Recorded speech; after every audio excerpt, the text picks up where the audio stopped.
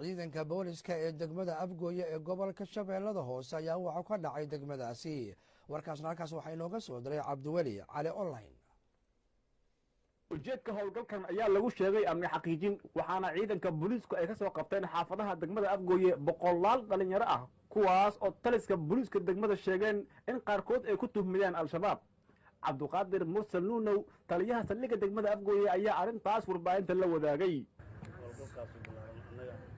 aan ku qaadnay saaka awdiga markaan hadda warkiina fadhiyo soo qabanay iyo mootooyin fara badan oo sida ay darrada mootooyinka ka shaqeeya degmada gudaheedii waxaa noo soo fulishay in mootooyinkii soo qabanno dad lagu tuumayo inay ka mid yihiin qolada nabadiidka iyo dad kale isugu jiro baaritaankii hadda ayaa noo socda soo dalkiyashay guryihii inaan baarno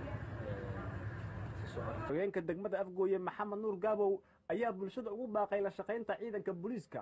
howlgal ayaamaha mas'uuliyay oo iskaashanayaan maamulka gobolka iyo kan degmada iyo saraakiisha ciidanka booliiska Soomaaliyeed gaar ahaan saldhigga iyo ciidanka daraawiishta.